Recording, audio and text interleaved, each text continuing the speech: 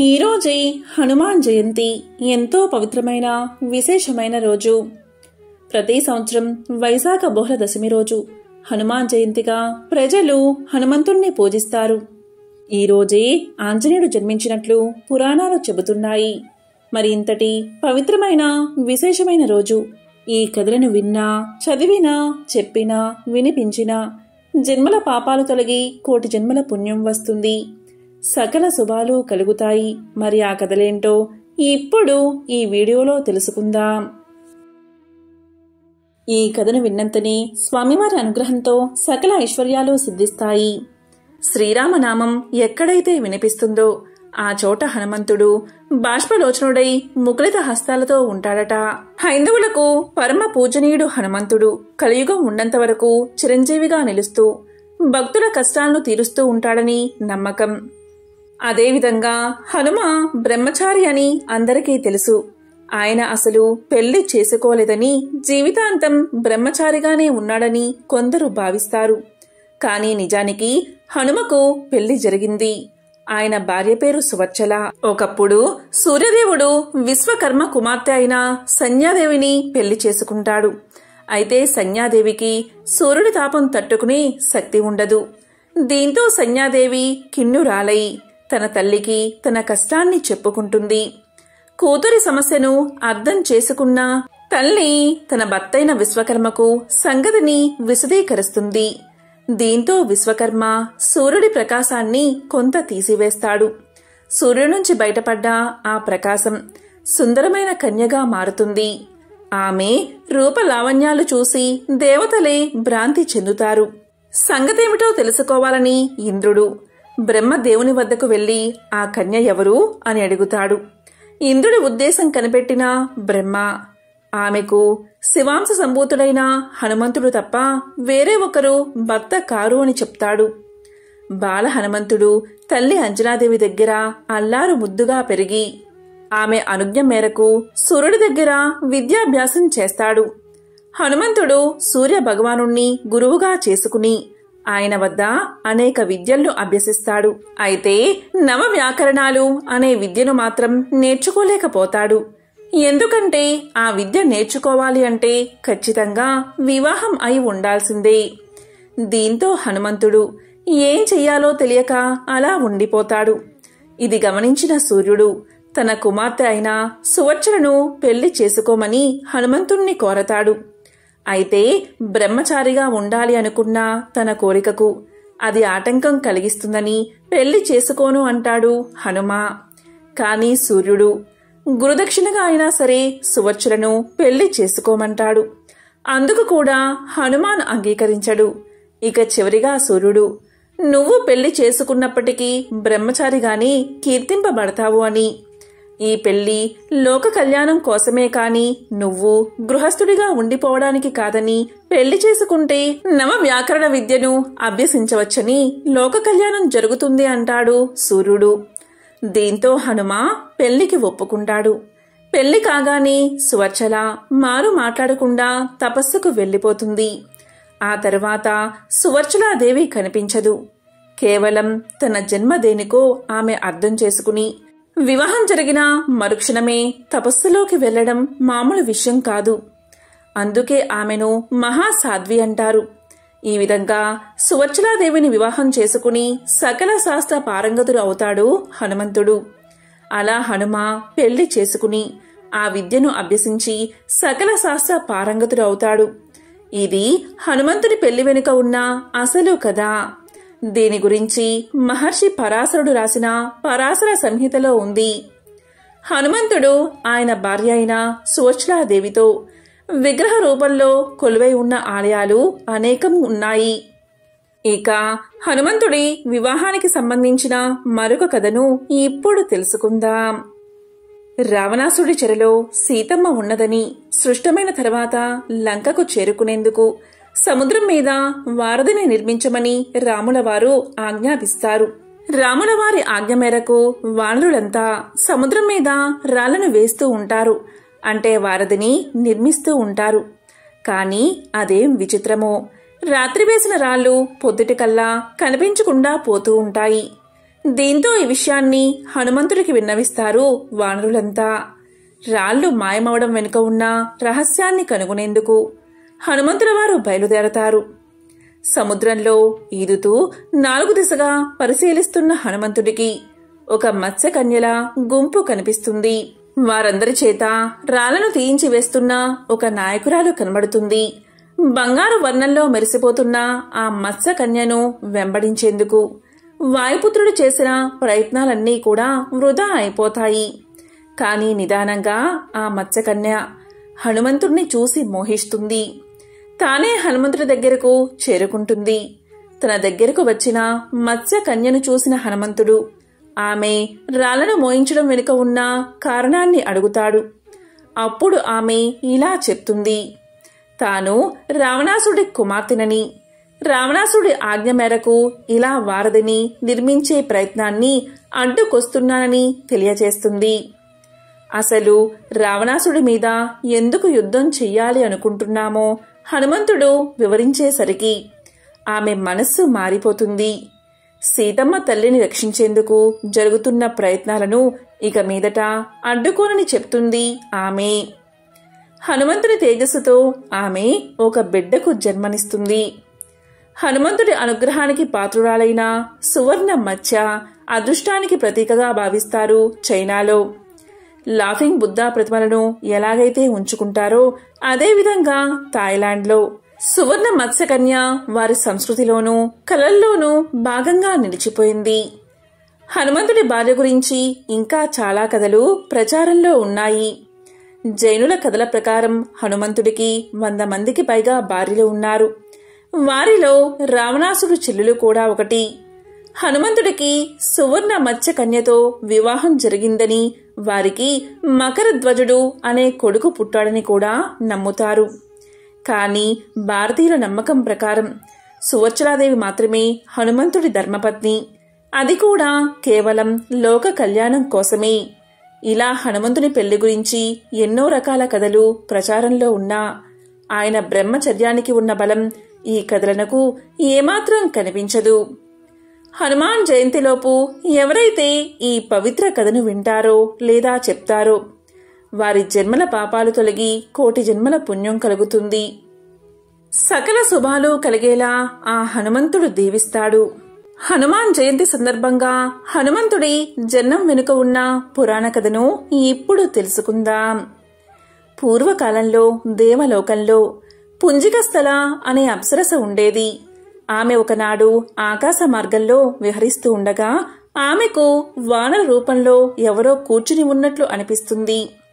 కుతూహలంతోనూ బాల్య చాపల్యంతోనూ పుంజికస్థల ఆ వానరాన్ని రాళ్లతోనూ పళ్లతోనూ చెదరగొట్టడానికి ప్రయత్నిస్తుంది. పుంజికస్థల చేష్టలకు ఆ వానరం దిగ్గున లేచింది. తీరా చూస్తే ఆమె రాళ్లు విసిరింది వానర రూపంలో ఉన్న ఒక మహా తపస్వి పైన. ఈమె చేష్టలకు ఆయనకు తపోభంగం జరిగింది. వెంటనే ఆయన క్రోధంతో, వానర రూపంలో ఉన్నానని నన్ను హేళన చేశావు కదూ, నీవు మానవకాంతవై జన్మిస్తావు. అంతేకాదు, నీవు ఎవరినైతే వరిస్తావో అతను వెంటనే వానర రూపాన్ని పొందుతాడు అని శపిస్తాడు. దీంతో పుంజికస్థల తన పొరపాటుకు మన్నించమని ఆ తపస్విని వేడుకుంది. తనకు శాప విమోచనం కలిగించమని ప్రార్థిస్తుంది. ఆమె ప్రార్థనకు కరిగిన ఆ తపస్వి ఆమెకు శాప విమోచనం ప్రసాదించాడు. నీ భర్త కామరూపుడై లోకోత్తర వీరుడై ఉంటాడు అని పలుకుతాడు. ఆమె మునికి కృతజ్ఞత తెలుపుకుని నిష్క్రమిస్తుంది. తరువాత ఆమె అంజనాదేవిగా జన్మించి మహావీరుడైన కేసరుణ్ణి వరించి వివాహం చేసుకుంటుంది. అంజనాదేవిగా జన్మించిన పుంజికస్థల మరియు కేసరుడు పరమశివుడి అనుగ్రహం కోసం దీర్ఘంగా తపస్సు ఆచరిస్తారు. పరమశివుడు వారి తపస్సుకు మెచ్చి ప్రత్యక్షమవుతాడు. ఏమి వరం కావాలో కోరుకోమని అడగగా వారిద్దరూ ముక్తకంఠంతో ఆ మహాదేవుణ్ణి తమ పుత్రుడిగా జన్మించమని ప్రార్థిస్తారు. పరమశివుడు అందుకు అంగీకరించి తన అంశతో ఆంజనేయుణ్ణి వారికి పుత్రునిగా ప్రసాదించాడు. ఆ విధంగా హనుమంతుడి జననం జరిగింది. వాయుదేవుని ద్వారా శివుని తేజం అంజనాదేవి అనే వానరకాంతకు చేరింది. అలా జన్మించినవాడు అంజనాదేవి కుమారుడు కాబట్టి ఆంజనేయుడు అని, వాయుదేవుని ద్వారా పుట్టినవాడు కాబట్టి పవన కుమారుడు అని పిలుచుకుంటాం. అంజనాదేవి భర్త కేసరి కాబట్టి కేసరీ నందనుడు అన్న పేరు కూడా లేకపోలేదు. ఇక ఆంజనేయుడు బాల్యం నుంచి చిలిపివాడే. అసలే నిమిషమైనా కుదురుగా ఉండలేని వానర జీవి. దానికి తోడు శివుని తేజం, వాయుదేవుని అంశ, కేసర శక్తి ఉండనే ఉన్నాయి. దాంతో ఆయన్ని పట్టడం సాధ్యమయ్యేది కాదు. ఒకసారి ఆంజనేయుడు ఆకాశంలో సంచరిస్తూ ఉండగా ఎర్రటి సూర్యబింబం కనిపించింది. ఎర్రగా గుండ్రంగా తలతల్లాడిపోతూ ఉన్న బింబాన్ని చూసి అదేదో పండు అని భ్రమించాడు అంజనీపుత్రుడు. చూసిందే తడవుగా ఆ పండును రుచి చూడాల్సిందే అని తీర్మానించుకున్నాడు. అంతే, వాయువేగంతో సూర్యుడివైపు దూసుకుపోయాడు. వాయుదేవుడికి తన కుమారుడి బాల్యచేష్టను చూసి ముచ్చట వేసిందే కాని అందులో ఉన్న ప్రమాదం గోచరించలేదు. అందుకనే ఆంజనేయుడి చుట్టూ చల్లటి గాలులను వీస్తూ అతనికి వేడి తగలకుండా కాచుకున్నాడు. పైగా ఆ రోజు సూర్యగ్రహణం. దాంతో సూర్యుడి తీక్షణత సైతం తక్కువగా ఉంది. ఒకవైపు నుంచి హనుమంతుడు సూర్యుడి వైపు దూసుకుపోతుంటే మరోవైపు నుంచి సూర్యుడిని చెరపట్టేందుకు రాహు పుంజుకు రాసాగాడు. కాని హనుమంతుణ్ణి చూసినా రాహుకి మతిపోయింది. తాను సూర్యుణ్ణి భక్షించేలోపే మరో రాహువు అందుకు సిద్ధపడ్డం ఏమిటి అని కంగారు పడిపోయాడు. వెంటనే వెనుతిరిగి ఇంద్రలోకం వైపు పరుగులు తీశాడు రాహువు. స్వామి, ఇవాళ నేను సూర్యుణ్ణి గ్రహించడం సాధ్యమయ్యేటట్లు లేదు. మరో జీవి ఏదో సూర్యుణ్ణి భక్షించేందుకు దూసుకు వస్తుంది అంటూ మొరపెట్టుకున్నాడు రాహువు. రాహు మాటలు విన్న ఇంద్రుడికి పట్టరాని కోపం వచ్చింది. సృష్టి ధర్మానికి విరుద్ధంగా పంచభూతాలను సైతం తోసి ముంచుకొస్తున్న ఆ ప్రమాదాన్ని స్వయంగా ఎదుర్కోవాలి అనుకున్నాడు. వెంటనే తన వజ్రాయుధాన్ని చేతబూని ఐరావతాన్ని అధిరోహించి ఆంజనేయుణ్ణి ఎదుర్కొనేందుకు బయలుదేరాడు ఇంద్రుడు. కాని ఇంద్రుణ్ణి చూసి ఆగేవాడా ఆంజనేయుడు. పైగా ఆయన ఎక్కిన ఐరావతం కూడా ఒక మిఠాయిలాగే కనిపించింది. వెంటనే దాన్ని అందుకోబోయాడు. ఇక ఇంద్రుడి ఆగ్రహానికి హద్దులు లేకపోయాయి. అమిత శక్తిమంతమైన తన వజ్రాయుధాన్ని ఆయన మీదకు విడిచాడు. ఇంద్రుడి వజ్రాయుధానికి తిరిగేముంటుంది? అది నేరుగా ఆంజనేయుడి దవడకు తగిలింది. ఆ దెబ్బతో ఆంజనేయుడు మూర్ఛిల్లాడు. కుమారుడి అవస్థను చూసిన వాయుదేవుడు ఆ పసిబాలుణ్ణి అక్కడే హిమాలయాల్లో ఉన్న ఒక గుహలో ఒడిలో కూర్చోబెట్టుకుని దుఃఖిస్తూ ఆగ్రహించి ముల్లోకాల్లో ప్రసరిస్తూ ఉన్న వాయువును స్తంభింపచేశాడు. దాంతో ఆ శరీరంలో ఉన్న పంచవాయువులు అపాన వాయువు, ప్రాణ, అపాన, వ్యాన, ఉదానయ, సమానయ వాయువులు ఇవే లేకపోతే శరీరంలోని మలమూత్రాలు బయటికి పోవు. వాటి ప్రసారం ఆగిపోయి మలమూత్రాలు స్తంభించిపోయాయి. దేవతలు, మానవులు, జంతువులు, కీటకాలు, పశువులు, పక్షులు, సమస్త ప్రాణకోటి శరీర అవయవాలు స్తంభించిపోగా గిలగిలలాడిపోయారు. ప్రాణం పోక ఉండక తల్లడిల్లిపోయారు. ఇంద్రుడికి కోపం వస్తే వర్షాలు ఆపేస్తాడు. ఇంద్రుడికి సామాన్యంగా కోపం రాదు. మనుషులు యజ్ఞాలు చేయకపోతే దేవతలకి ఆహారం అందదు. ఆహారం అందకపోతే కోపం వస్తుంది. కోపం వస్తే వర్షాలు ఆపేస్తాడు. దీనివల్ల లోకాలు అల్లకల్లోలాలకు గురై కరువుకాటకాలు ఏర్పడతాయి. ఏ విధంగా అయితే ఇంద్రుడు వర్షాలు ఆపేస్తాడో ఈ బాలుడు ఇంద్రుడి వజ్రాయుధం దెబ్బతిని పడిపోవడం వల్ల వాయుదేవుడు వాయువుని ఆపేశాడు. దానివల్ల ఒక్క త్రిమూర్తులకు తప్ప సకల లోకాల్లో ఉన్న జీవజాలమంతా ఏడ్చారు. చివరికి బ్రహ్మ దగ్గరకు వెళ్లి, బ్రహ్మదేవా, అల్లాడిపోతున్నాం. చావు కాదు బతుకు కాదు, మధ్యలో ఉన్నాం. ఈ బాధ ఇంతకు ముందు అనుభవించలేదు. మలమూత్రాలు ఉధృతంగా ఉన్నాయి. కిందకి దిగడం లేదు. దాంతో పడే బాధ ఇంతని వర్ణించలేం. మునుపెన్నడూ ఇలాంటి బాధ అనుభవించలేదు. ఋషులతో పాటు దేవతలందరూ రక్షించండి అని మొరపెట్టుకోగా బ్రహ్మదేవుడు ఇలా పలికాడు. ఇదంతా ఇంద్రుడు చేసిన పని. ఈ లోకానికి ఈశ్వరుడు అధినాయకుడిగా వాయువుని నియోగించాడు. ఆహారం లేకపోయినా, నీరు లేకపోయినా ఎంతో కొంతకాలం బతకవచ్చు. కాని వాయువు లేకపోతే బతకలేం. అందుకని పంచ ప్రాణాలు అనే పేరుతో శరీరంలో ఉండి ప్రాణాలకు సుఖాన్ని ఇచ్చేవాడు వాయువు. అందువల్ల వాయువు సుఖం. ఈ జగత్తంతా వాయువే. ఒక్కసారి వాయువు స్తంభించాడు అంటే లోకంలో ఎవ్వరూ సుఖంగా ఉండలేరు. వాయువు ఎక్కువైనా ప్రమాదమే, తక్కువైనా ప్రమాదమే. ఉష్ణవాయువు ప్రసరించినా ప్రమాదమే, శీతలవాయువు ప్రసరించినా ప్రమాదమే. మందవాయువు ఉన్నంతవరకే మానవుల, ఇతర జీవుల ప్రాణాలకు సుఖాన్ని ఇస్తాడు. అటువంటి వాయువుణ్ణి శివస్వరూపంగా భావించి అభిషేకించి పూజిస్తారు. అటువంటి వాయువుకి దుఃఖం కలిగించాడు ఇంద్రుడు అని ఇంద్రుడు చేసిన పనిని తెలియచేసి, ఇప్పుడు వాయువు ఆ బాలుణ్ణి ఒడిలో పెట్టుకుని హిమాలయాల్లోని మేరు పర్వత గుహలో ఉన్నాడు. ఆ వాయువుని సమాధానపరచకపోతే అలాగే అల్లాడిపోతాం. నాతో పాటు మీరందరూ రండి. ఇంద్ర, ముందు ఉండు. ఎందుకంటే దీనంతటికీ మూలకారణం నువ్వే. పదండి, వాయువుకి మనందరం కలిసి ఆనందం కలిగిద్దాం అని అందరినీ వెంటబెట్టుకుని హిమాలయ మధ్యలో ఉన్న మేరు పర్వత గుహ దగ్గరికి చేరాడు బ్రహ్మ. ఆ సమయంలో వాయుదేవుడు మంచి బంగారపు వర్ణంలో ఉన్న గుహలో కూర్చుని మెడలో బంగారపు దండ వేసుకుని ఒడిలో కొడుకుని పడుకోబెట్టుకుని అయ్యో కుమారా అని దుఃఖిస్తూ ఉన్న వాయుదేవుణ్ణి వీళ్లు చూశారు. అంతలో బ్రహ్మ గుహలోనికి వెళ్ళగా వాయుదేవుడు చూసి సంభ్రమంతో బిడ్డను ఎత్తుకుని నమస్కారం చేసి, ప్రభు, స్వయంభూ, చతుర్ముఖ, చూడు నా బిడ్డ పరిస్థితి అనగానే పక్కనే దేవతలు, యక్షులు, గంధర్వులు ఆ బిడ్డని, వాయువుని దీవించారు. అప్పుడు బ్రహ్మ, నాయనా, నీ కుమారుడు మూర్ఛపోయాడని లోకాలటిని మూర్ఛపోయేలా చేస్తున్నావు. అవునా నాయనా అనే వాయువు చేతిలో మూర్ఛితుడై ఉన్న బిడ్డను ప్రేమగా నిమిరాడు బ్రహ్మ. ఇక ఆంజనేయుడు ఆ ఉపద్రవం నుంచి తేరుకోగానే అతనికి ఆశీర్వాద సూచకంగా దేవతలంతా తలా ఒక వరాన్ని అందించారు. ఇకపై తన వల్ల మృత్యువు సంభవించదని యముడు ఆశీర్వదించాడు కాబట్టి ఆంజనేయుడు చిరంజీవిగా మారాడు. ఇంద్రుడు ఇకపై తన వజ్రాయుధం హనుమంతుణ్ణి గాయపరచదు అన్న అభయాన్ని అందించాడు. అలాగే బ్రహ్మ కూడా తన బ్రహ్మాస్త్రం ఆంజనేయుణ్ణి ఏమీ చేయలేదని వరాన్ని అందించాడు. అలా ఆంజనేయుడి సూర్యగ్రహణ ఘట్టం సుఖాంతమైనది. హనుమంతుడు అన్న పేరు మాత్రం శాశ్వతంగా నిలిచిపోయింది. హనుమాన్ జయంతి సందర్భంగా హనుమకు సంబంధించిన ఒక విశేషమైన కథను ఇప్పుడు తెలుసుకుందాం.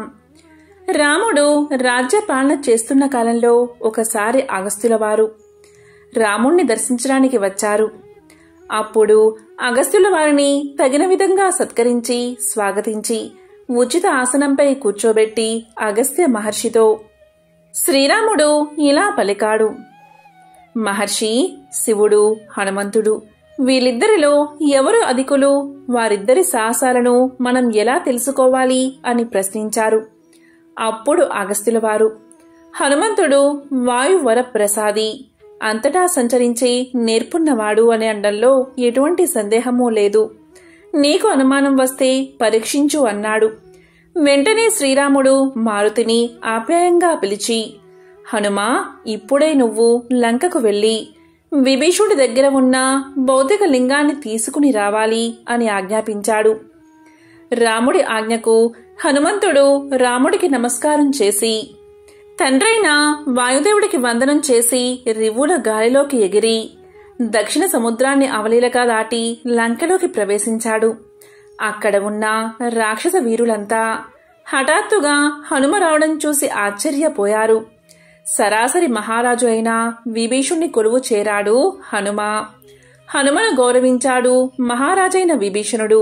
వచ్చిన కారణం తెలపమన్నాడు. అప్పుడు శ్రీరాముడి ఆజ్ఞను వినిపించాడు హనుమ. దానికి విభీషణుడు ఎంతగానో సంతోషించి తాను ప్రతిష్ఠించిన చోటుకు వెళ్లి అక్కడ ఉన్న 6 శివలింగాలను చూపించాడు. అందులో మౌతిక లింగాన్ని ఆంజనేయుడు చేతికిస్తూ, హనుమా, దీనిని మా అన్న రావణుడు కుబేరు నుంచి తీసుకువచ్చాడు. కుబేరుడికి దీన్ని సాక్షాత్తు శివుడే ఇచ్చాడు. ఈ లింగాన్ని కుబేరుడు పూజించి నవనిధులతో కూడిన రాజ్యానికి రాజు అవ్వగలిగాడు. రావణుడు దీన్ని పొంది లంకా సామ్రాజ్యాధిపతి అయ్యాడు.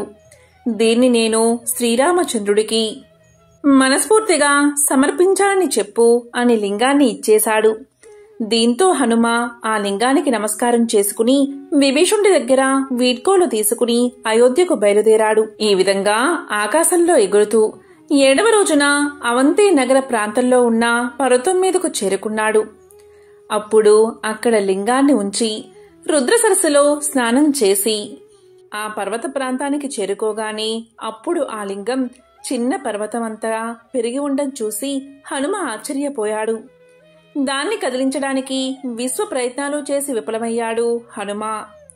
అప్పుడు ఉమాపతైన పరమేశ్వరుడు ప్రత్యక్షమై, హనుమ విచారపడకు, నీవు దుఃఖిస్తే లోకమంతా కూడా చింతాక్రాంతమవుతుంది. నువ్వు సంతోషంగా ఉంటేనే ప్రపంచం సంతోషంగా ఉంటుంది.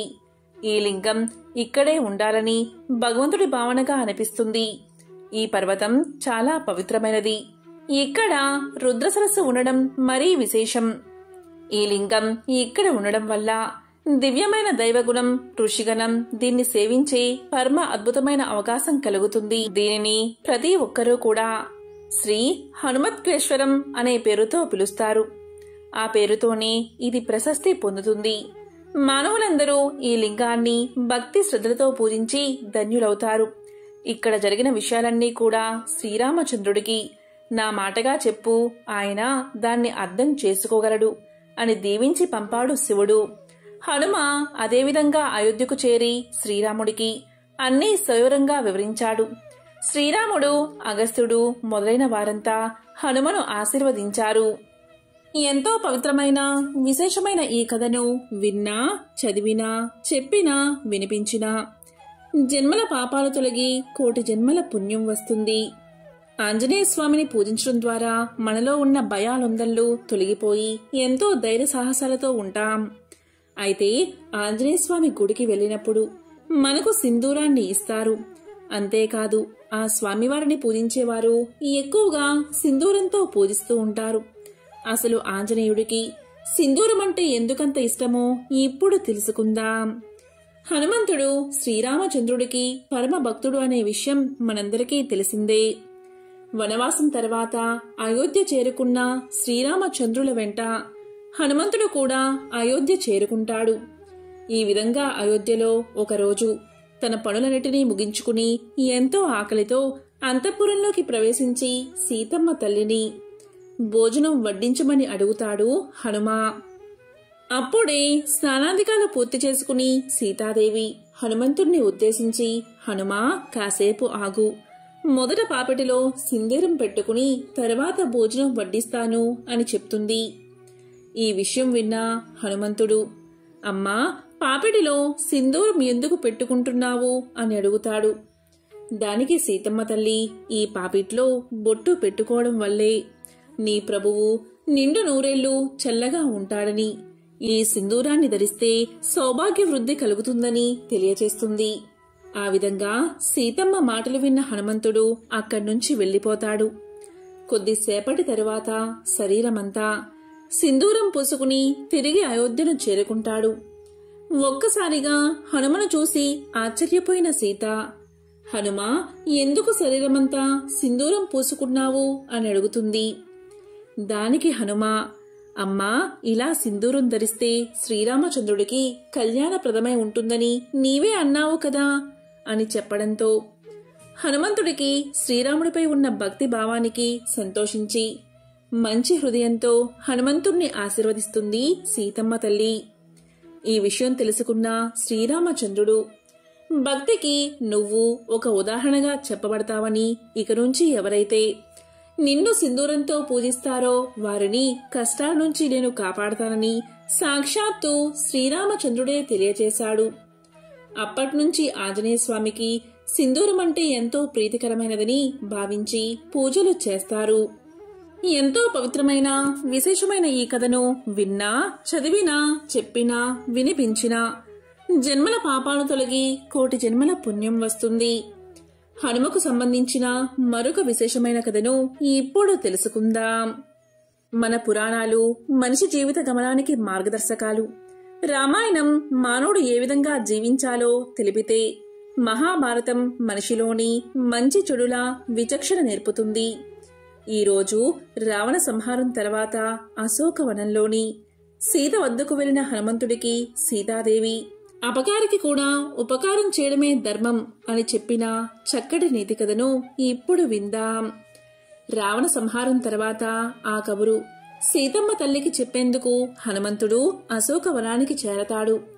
అమ్మా, ఇకపై ఈ లంకా రాజ్యాన్ని ఏలేది విభీషణుడే. రావణ సంహారం జరిగింది. మీరు ఇక్కడ్నుంచి బయలుదేరే ముందు ఒక్క ఆజ్ఞ ఇవ్వండి తల్లి. మిమ్మల్ని ఇంతకాలం ఈ చెరలో చిత్రహింసలు పెట్టిన వీరందరినీ సంహరిస్తాను అంటాడు. అప్పుడు ఆ మహాతల్లి ఇలా పలుకుతుంది. హనుమా, నీకు ఒక కథ చెబుతాను విను. ఒకానొక కాలంలో ఒక బాటసారి అడవిగుండా వెళ్తున్నాడు. ఇంతలో ఆకలిగొన్న ఒక పులి తన పైకి రాబోగా తన ప్రాణాలు అరచేత పట్టుకుని పరుగులు తీశాడు. పులి కూడా అతన్ని వెంబడించింది. ఇంతలో ఒక చెట్టుపైకి ఎక్కి ఆ చెట్టు కొమ్మను ఆశ్రయిస్తాడు ఆ బాటసారి. అయితే బాటసారి ఎక్కిన చెట్టు కొమ్మలో ఒక ఎలుగుబంటి కూడా ఉంది. అది చూసిన పులి, ఇదిగో మిత్రమా, ఆ మనిషిని కిందకి తోసై తినేసి వెళ్లిపోతాను అని పలికింది. వెంటనే ఎలుగుబంటి, ఇతడు నేను ఉన్న చెట్టును ఆశ్రయించాడు అంటే నన్ను ఆశ్రయించినట్లే, కనుక నేను అతన్ని రక్షిస్తాను కాని కీడు చేయను అనడంతో పులి ఎంతో బాధపడుతుంది. ఆ మనిషి ఎప్పుడో ఒకప్పుడు దిగకపోతాడా అని ఎదురుచూస్తూ ఉంటుంది. ఈ విధంగా రాత్రి సమయం అవుతుంది. ఎలుగు గాఢ నిద్రలోకి చేరుకుంటుంది. కాని మనిషికి ప్రాణభయం ఒకటి ఉంది కాబట్టి చూసి చూడనట్లు కిందనున్న పులివైపు చూస్తూ ఉంటాడు. పులి మెల్లగా ఇలా అంటుంది, ఇదిగో ఓ మనిషి, నీకో గొప్ప అవకాశం. పైన నిద్రలో ఉన్న ఆ ఎలుగును తోసేయి, నేను నా ఆకలి తీర్చుకుని ఇక్కడ్నుంచి వెళ్లిపోతాను అంటుంది. అంతే మనిషి మారో ఆలోచన చేయకుండా ఎలుగును తోసేస్తాడు. వెంటనే కోలుకుని ఎలుగు వేరొక కొమ్మను ఆనుకుని కింద పడకుండా ఆపుకుంటుంది. అప్పుడు పులి ఎలుగుతో ఇలా పలుకుతుంది, చూసావా ఈ మనిషి బుద్ధి, ఇప్పటికైనా వాణ్ణి తోసేయ్, నేను తిని వెళ్లిపోతాను అంటుంది. అప్పుడు ఎలుగు ఇలా పలుకుతుంది, చూడు మిత్రమా, ఇతడు నన్ను ఆశ్రయించాడు. ఇతన్ని రక్షించడం అపకారికి కూడా ఉపకారం చేయడమే ధర్మమంటూ అనడంతో ఇక లాభం లేదని పులి అక్కడ్నుంచి వెళ్లిపోతుంది. కనుక హనుమా, మనకు వీరు అపకారం తెలపెట్టారు కదా అని ఇప్పుడు బలహీనులైన ఈ జాతికి హాని చేయడం అనవసరం, అధర్మం కూడాను అనడంతో అమ్మ మాటలకు ముగ్ధుడైన హనుమ మోకరిల్లి నమస్కారం చేస్తాడు. శత్రువుల్లో కూడా శత్రుత్వాన్ని ఎంతవరకో అంతవరకే చూడాలి కాని ధర్మాన్ని వీడకూడనది సీతమ్మ మాట. సకల లోకాలలో ఆదర్శ గుణాలు రాశిగా పోస్తే మనకు కనిపించేవాడు శ్రీరాముడు. రాముడు గొప్పవాడా, రామనామం గొప్పదా అంటే రాముని కంటే రామనామమే గొప్పదని చెప్పే కథలు అనేకమున్నాయి.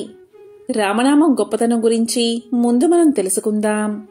లంకానగరంపై దండెత్తేందుకు రాళ్లతో సముద్రంపై వానరసేన వారధిని నిర్మిస్తూ ఉంది. రాయిపై రామ అని రాసి ఆ రాయిని నీటిలో వేస్తే అది తేలిపోతూ ఉంది. ఇదంతా చూస్తూ ఉన్న రాముడిలో నా పేరు రాసిన రాయి తేలుతూ ఉంది కదా, నేనే రాయి వేస్తే అనే ఆలోచన కలిగింది.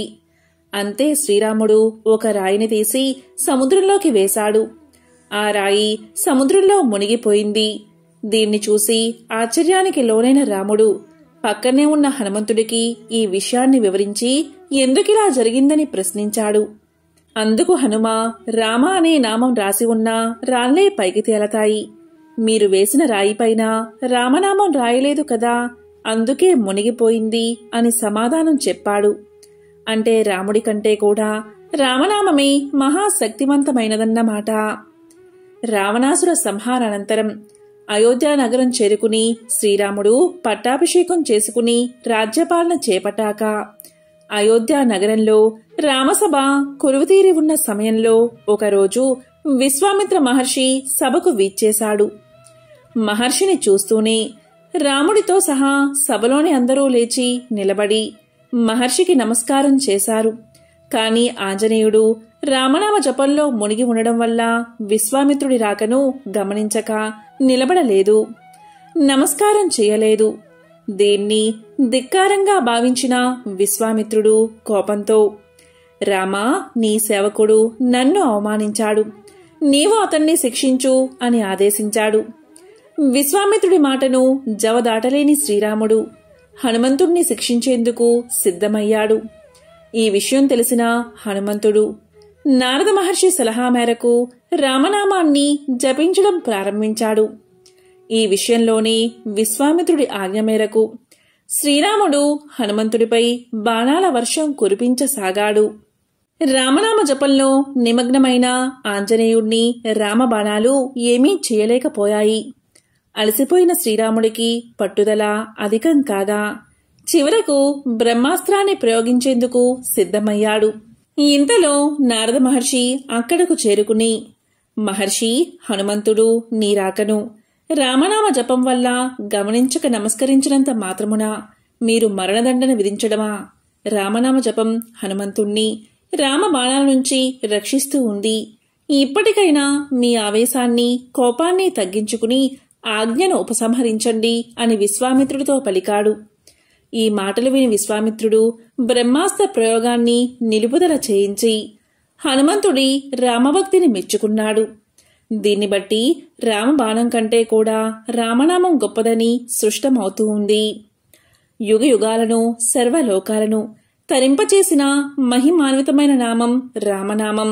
ఒకానొకసారి ఆ మహాదేవుణ్ణి శనిదేవుడు పట్టుకుంటాడు. ఆ సమయంలో ఆ మహాశివుడు శనిదేవుడితో ఇలా అంటాడు, శనిదేవా, నీవు నన్ను పట్టుకుంటే పట్టుకున్నావు, కాని నా అంశతో ఉన్న హనుమంతుణ్ణి పట్టుకో, నీ సంగతేంటో తెలుస్తుంది. హనుమంతుణ్ణి పట్టుకోవడం నీ వల్ల కాదు అంటాడు. దానికి శనిదేవుడు ఇలా పలుకుతాడు, ఈశ్వరా, నిన్నే కాదు ఆ ఆంజనేయుణ్ణి కూడా పట్టుకుంటాను, ఇదే నా సవాలని బయలుదేరతాడు శనిదేవుడు. ఇక ఈశ్వరుడు, సరే వెళ్ళు, వెళ్ళు, వెంటనే పట్టుకో అంటాడు.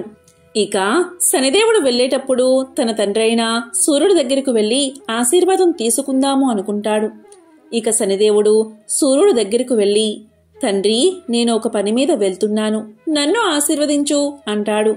ఇక సూర్యుడికి విషయం అర్థమై, శని, నువ్వు నా పుత్రుడువు, హనుమంతుడు కూడా నాకు పుత్రుడే, అతను పుత్రుడు కంటే ఎక్కువ, నా దగ్గర చదువుకున్న శిష్యుడు, పేరుకు శిష్యుడే కాని ఆయన సకల దేవతా స్వరూపుడు.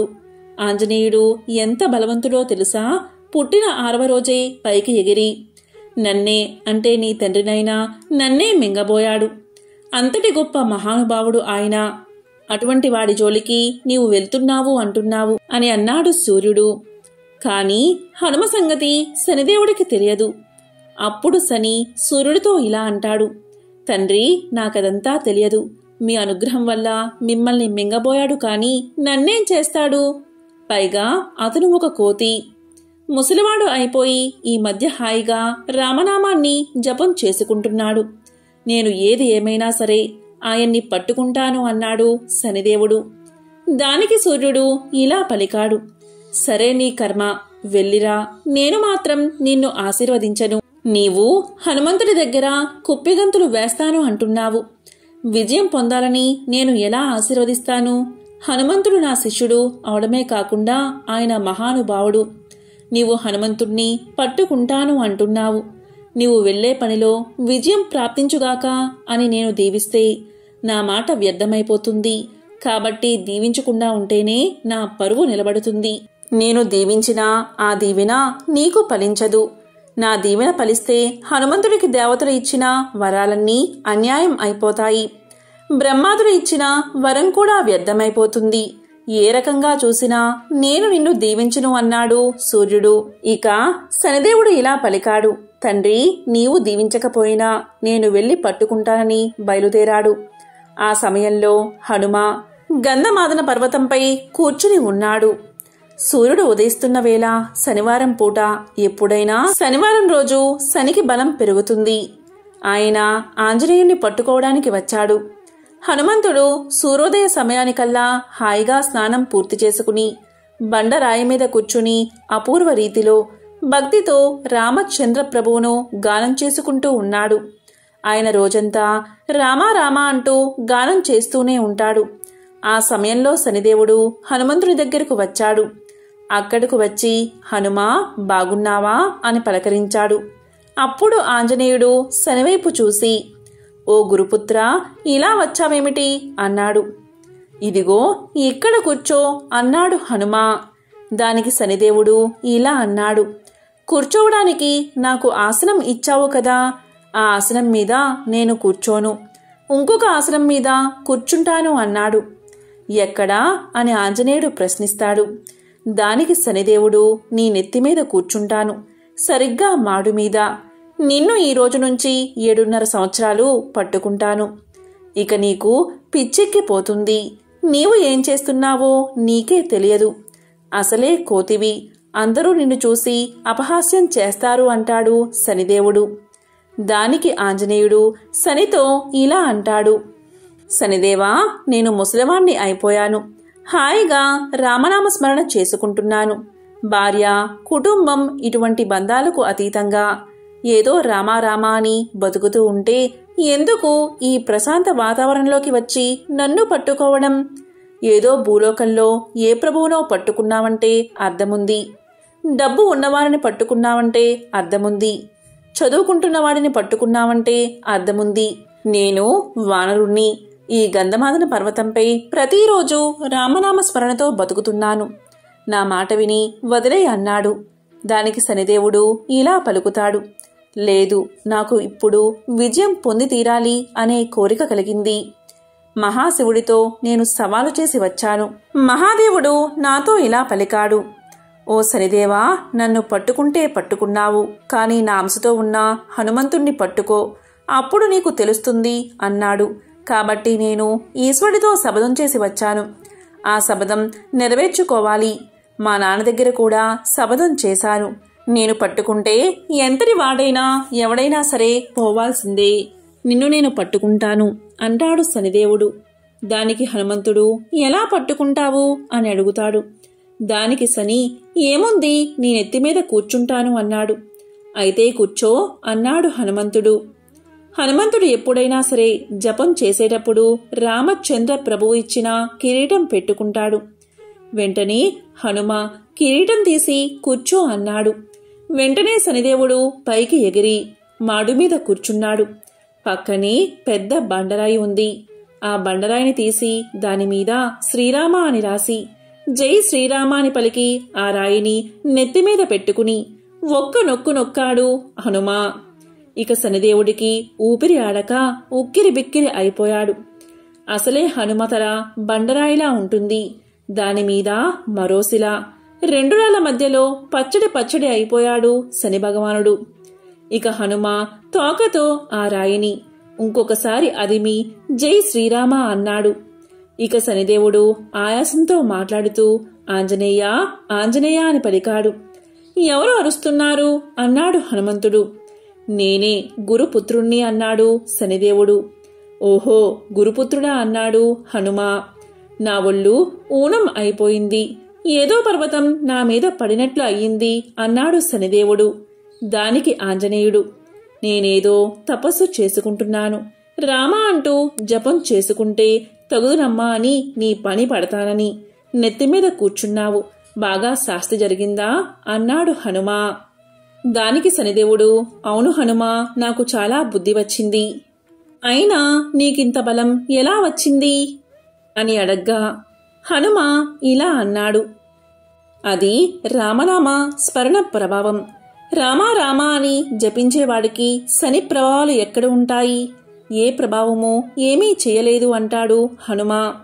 రామనామాన్ని నిరంతరం జపించేవారికి ఎవరి వల్ల భయం ఉండదని ఎప్పుడో ప్రహ్లాద కుమారుడు చెప్పాడు కదా. ఎవరైతే రామనామాన్ని భక్తితో చేస్తారో వారిని ఏ గ్రహాలు ఏమీ చేయవు, గ్రహాలన్నీ అలాంటి వారికి అనుకూలిస్తాయి అన్నాడు హనుమ. దానికి శనిదేవుడు, క్షమించు హనుమ, తప్పు చేశాను అని క్షమాపణ చెప్పుకుని శనిదేవుడు బయలుదేరతాడు. ఇలా కొంత దూరం వెళ్ళాక సూర్యుడు శనిదేవుణ్ణి చూసి పగపగా నవ్వుతాడు. ఇక సూర్య భగవానుడి ఉపాసనతో శనిదేవుడు కోలుకుంటాడు. కాబట్టి రామా రామా అని నిత్యం జపించేవారికి అన్నీ శుభాలే కలుగుతాయి. అలాంటి వారిని శనిబాధలు బాధించవు, అలాంటి వారిని గ్రహాలు బాధపెట్టవు. అలాంటి వారు ఈ భూమి మీద శాశ్వతంగా భోగాలు అనుభవించి చివరకు స్వర్గాన్ని చేరుకుంటారు. ఒకానొక గ్రామంలో కేశవుడు అని ఒక బ్రాహ్మణుడు ఉండేవాడు. అతను వేదాంగ పారంగతుడు, బుద్ధిమంతుడు, సర్వధర్మాచరణ నిష్ఠుడు, పుత్ర పౌత్రాదులతో భార్య విశాలాక్షితో జీవితం గడుపుతూ ఉండేవాడు. అతిథి పూజతో తన జన్మను ధన్యం చేసుకుంటూ ఉండేవాడు. ఆ గ్రామానికి ఒక ప్రభువులాగా వెలిగిపోతూ ఉండేవాడు. ఇలా ఉండగా కొంతకాలానికి అతని జీవితంలో విషాదం కమ్ముకుంది. అది ఏంటి అంటే ప్రియ అర్ధాంగి అకస్మాత్తుగా మరణించింది. ఇక ఈ బాధలు తట్టుకోలేక అతను కాశీనగరం చేరుకున్నాడు. అక్కడ ప్రతిరోజు గంగా స్నానంతో పవిత్రతను పొందుతూ విశ్వేశ్వరుని దర్శిస్తూ అభిషేకం చేస్తూ విశాలాక్షీదేవి దర్శనంతో ఊరట చెందుతూ ఉన్నాడు. కొంతకాలం కాశీలో గడిపి ఆ తర్వాత ప్రయాగ, గయా మొదలైన క్షేత్ర దర్శనం చేసి పితృకార్యాలు నిర్వహిస్తూ విద్యుత్ ధర్మాలన్నీ కూడా నిర్వహిస్తూ కొన్ని నెలలు గడిపి మళ్లీ ఇంటిముఖం పట్టాడు. ప్రయాణంలో ఒకరోజు చీకటి పడ్డంతో ఒక మర్రి చెట్టు కింద పడుకున్నాడు. ఆ వటవృక్షం మర్రి ఊడలతో బాగా విస్తరించి ఉంది. అర్ధరాత్రి సమయంలో ఆ చెట్టుని ఆశ్రయించుకుని ఉన్న ఒక పిశాచం అందంగా ఉన్న కేశవుణ్ణి చూసింది. తినాలి అని ఉబలాట పడింది. మనోహర సుందర యువతిగా మారిపోయి అతని దగ్గరకు వచ్చింది. తన శృంగార చేష్టలతో రెచ్చగొట్టడం ప్రారంభించింది. కాని కేశవుడికి ఏమీ పాలుపోలేదు. ఓ యువతి, ఎవరు నువ్వు? అర్ధరాత్రి ఒంటరిగా ఇలా రావడం తగదు. నీకు వివాహం జరిగిందా? నేను భార్యలేని వాడిని. నా అండదండలతో నువ్వు ఉండగలవా? నువ్వు ఒప్పుకుంటే నాతో నిన్ను మా ఊరు తీసుకువెళ్తాను అని పలకగా అందుకు ఆమె అంగీకరించింది. వారిద్దరూ కూడా ఆ రాత్రి ఆనందంగా గడిపారు. మర్నాడు ఆ ఇద్దరూ కూడా ఇంటికి చేరుకున్నారు. కొంతకాలం ఆమెతో చక్కగా కాపురం చేశాడు. ఒకరోజు కేశవుని ఇంటికి దూరంగా ఒక చెట్టు కింద రుద్రాక్షమాల ధరించి వ్యాఘ్ర చర్మాంబర దారి అయినటువంటి ఒక యోగి శిష్యులతో కనిపించాడు. కేశవుడు ఆ గురువుగారిని చేరి తన ఇంటికి వచ్చి ఆతిథ్యం స్వీకరించమని కోరాడు. సంతోషంతో ఆ యోగి శిష్యులతో సహా కేశవుని ఇంటికి వచ్చాడు. అప్పుడు కేశవుడు లోపలికి వెళ్లి భార్యను రమ్మని పిలిచాడు. దానికి ఆ యోగి భార్యను పిలవవద్దని వారించాడు. కేశవునితో ఇలా పలికాడు. కేశవ, ఆమె ఎవరో తెలుసుకుని ఆమెతో కాపురం చేస్తున్నావా? ఆమెను పెళ్లి చేసుకున్నావా? నిజం చెప్పు అని అడిగాడు. దానికి కేశవుడు జరిగిన విషయాలన్నీ కూడా వివరంగా తెలియజేశాడు. తనకేమీ తెలియదని తన్ను ఉద్ధరించమని వేడుకున్నాడు. దీంతో కేశవుడిపై యోగికి జాలి కలిగింది. దాంతో అతన్ని ఉద్ధరించాలని భావించాడు. అప్పుడు యోగి ఇలా పలికాడు. కేశవ, ఆమె విషయం నేను చెప్పను, నువ్వే గ్రహించు అని చెప్పి శ్రీరామ తారక మంత్రాన్ని ఉపదేశించి వెంటనే జపాన్ని ఆచరించమని చెప్పి ఒక రుద్రాక్షమాలను కూడా ఇచ్చి దానితో జపం చేయమని చెప్పి వెళ్లిపోయాడు యోగి. యోగి చెప్పినట్లు కేశవుడు కూడా అలాగే చేశాడు. చేతిలోని ఆ మాల వల్ల సూర్యతేజంతో వెలిగిపోతూ ఉన్నాడు కేశవుడు. అప్పుడు కేశవుడి దగ్గరికి పిశాచి వచ్చింది. కేశవుణ్ణి చూసి భయపడింది. ఆ జపమాలను దూరంగా విసిరివేయమని కోరింది. తన దగ్గరకు రావద్దని ప్రార్థిస్తూ ఏడుస్తూ దూరంగా జరిగింది. అప్పుడు భక్త సులభుడైన ఆంజనేయుడు ప్రత్యక్షమై తన తోకతో ఆ పిశాచాన్ని చుట్టి విసిరివేశాడు. కేశవుడికి జరిగిందంతా కూడా తెలియచేసి స్వామి అదృశ్యమైపోయారు. ఇక కేశవుడు జరిగిందంతా కూడా యోగికి తెలియచేశాడు. తన్ని ఉద్ధరించమని వేడుకున్నాడు. దాంతో యోగి ఇలా పలికాడు. కేశవ, నిత్యము తారక మంత్రాన్ని జపించు. ఒక దేవాలయం నిర్మించి శ్రీ హనుమను ప్రతిష్ఠించు. జీవితాంతం హనుమ పూజ మానకు అని హితవు చెప్పి శిష్యులతో సహా వెళ్లిపోయాడు. యోగి ఆదేశించిన విధంగా కేశవుడు ఆంజనేయస్వామి దేవాలయాన్ని నిర్మించి ప్రతిష్ఠించి యథావిధిగా పూజలు నిర్వహిస్తూ హనుమత్ భక్తులను ఆదరిస్తూ హనుమ కథలను వినిపిస్తూ హనుమంతుడి అనుగ్రహాన్ని సంపూర్ణంగా పొంది చివరికి ముక్తిని పొందాడు. ఎంతో పవిత్రమైన విశేషమైన ఈ కథను విన్నా, చదివినా, చెప్పినా, వినిపించినా జన్మల పాపాలు తొలగి కోటి జన్మల పుణ్యం వస్తుంది. సకల శుభాలు కలుగుతాయి.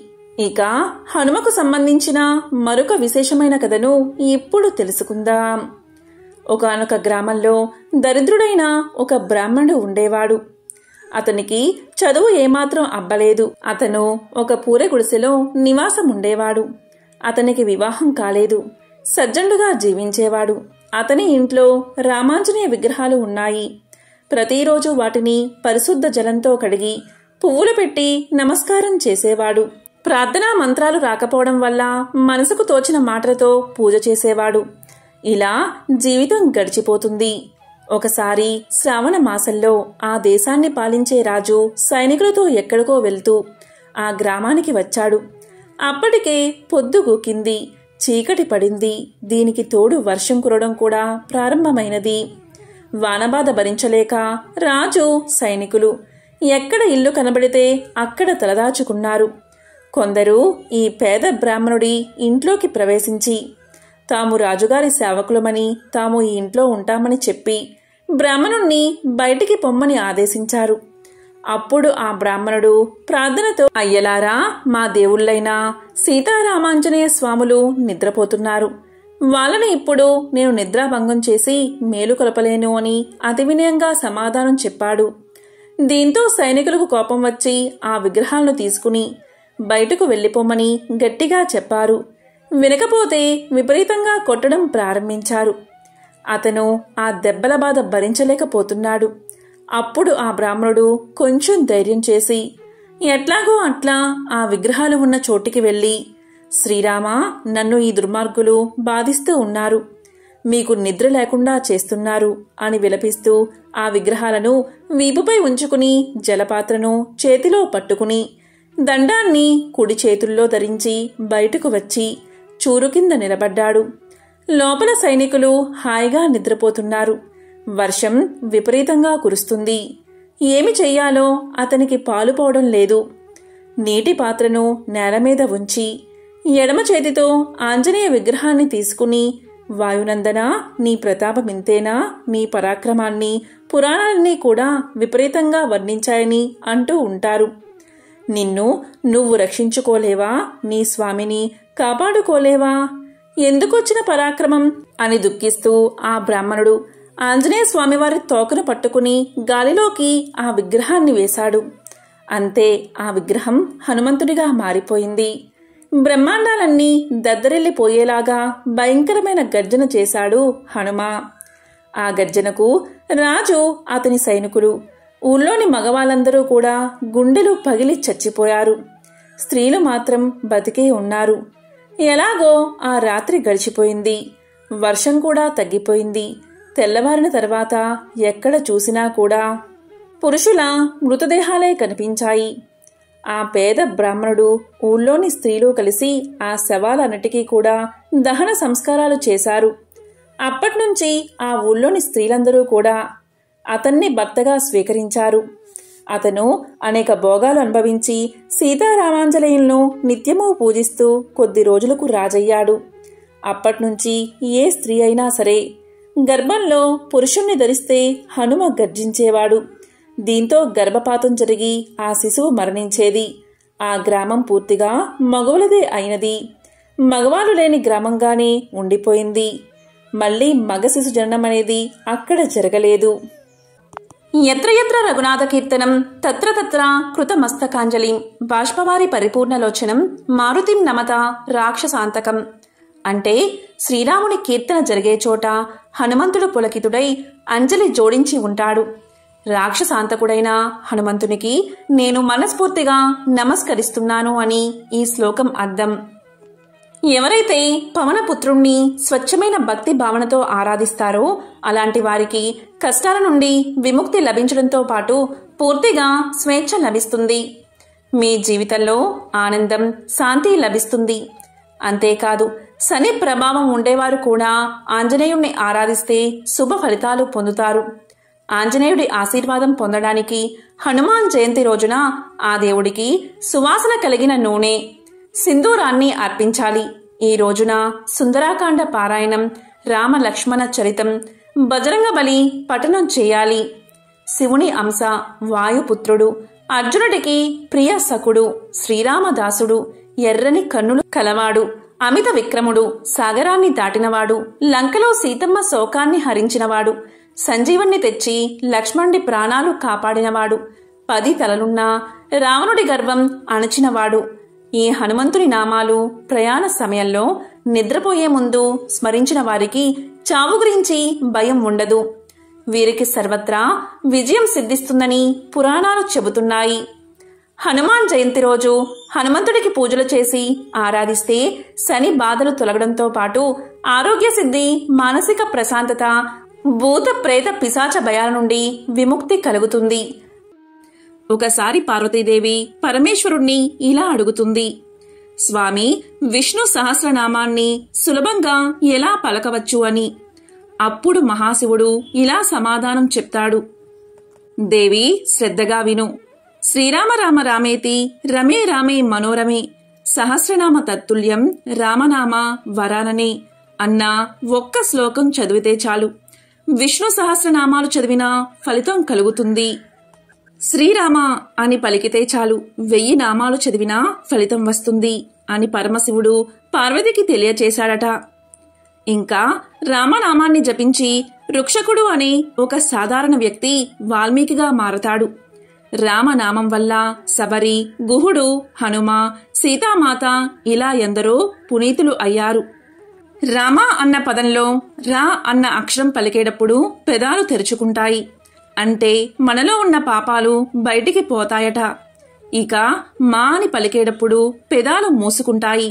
బయటికి పోయిన పాపాలు లోపలికి చేరకుండా మూసేస్తుందట.